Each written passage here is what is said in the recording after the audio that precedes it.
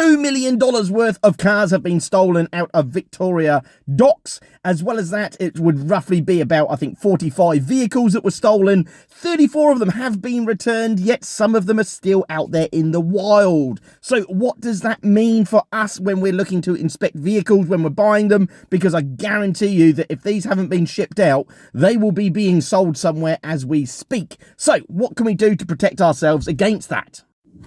First of all, it's worth knowing the vehicles that are still out there in the wild. Now, a lot of vehicles are stolen all the time, so we're going to cover how you can really try and get to the grips of not getting a stolen vehicle, or at least try to, in a second. But for the moment, a Mercedes Sprinter, grey in colour, should be easier to spot because all the rest of them are white. The Honda CR-V, grey in colour, a white Volkswagen Tiguan, and then the rest are all Hondas again. There's a Honda Accord, a Type R, and CR-V, which, go on the basis of how Honda are doing so far this year, has probably had more stolen than they've sold. But anyway, we digress. We're not talking about Honda at this moment in time. So, what can we do to avoid buying one of these stolen vehicles?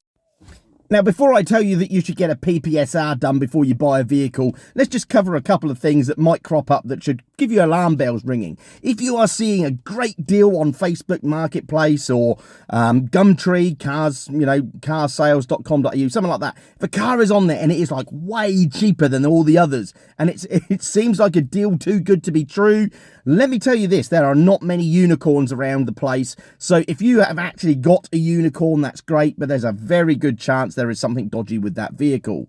So a vehicle looking way too clean for its proposed age, maybe it's saying it's a year old, doesn't have a lot of kilometers on the clock, or maybe it's still got that new car smell when you're going to look at it, but they're saying it's older than it is.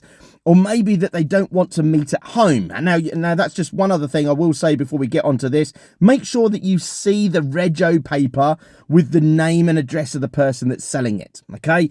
And don't be afraid to ask for that person's identification too. You know, can you show me your driver's license? I just want to double check that you are who you say you are. So if you've done all of that, you can do a PPSR check. Now, they've only just been stolen, so they may or may not be there, but it could still be useful. So just up here, you're going to want to enter in the VIN number and you're going to get to see something like this.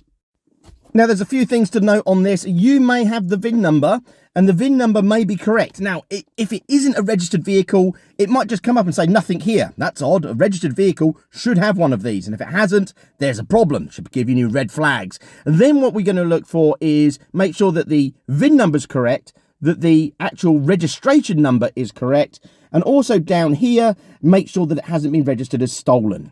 There you go. I hope you avoid